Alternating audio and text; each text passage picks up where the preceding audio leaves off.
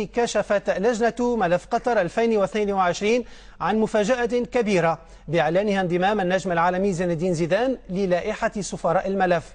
وظهر النجم الفرنسي ذو الوصول الجزائرية بقاعة المؤتمر الصحفي عقب فيلم تسجيلي يتحدث عن حياته ويؤكد دعمه لإقامة المونديال في منطقة الشرق الأوسط. وأعرب النجم السابق لريال مدريد ويوفنتوس عن سعادته بالانضمام إلى ملف قطر، مؤكدا أن قطر قادرة على استضافة مونديال 2022، وبذلك انضم بطل العالم عام 98 إلى لائحة سفراء الملف، وأبرزهم الأرجنتيني جابرييل عمر باتيستوتا، والهولندي رونالد دي بور، والإسباني جوزيب غوارديولا، والكاميروني روجيه ميلا، والسعودي سامي الجابر. أنا هنا لسبب واحد، وهو أني أساند هذا الملف لأن قطر جاهزة لاستضافة كأس العالم.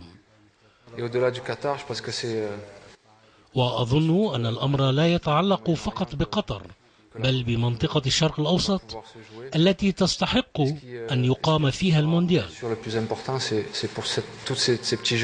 والأمر الأهم أن الشباب هنا سيستطيعون استقبال نجوم الكرة في المستقبل أمثال ميسي ورونالدو، وأشعر بفخر كبير بوقوفي وراء هذا الملف وبكوني جزءا من هذا المشروع.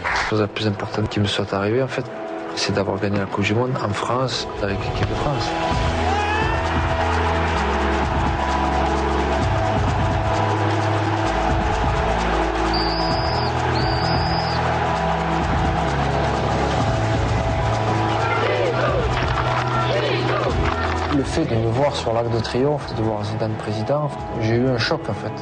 Et c'était assez émouvant. C'est la magie de la Coupe du Monde.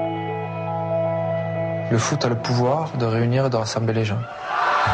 On l'a vu en Afrique du Sud. Ce qui était magnifique, c'est de voir tous ces gens se réunir, faire la fête. Il n'y a plus ce black blamber comme on dit en fait.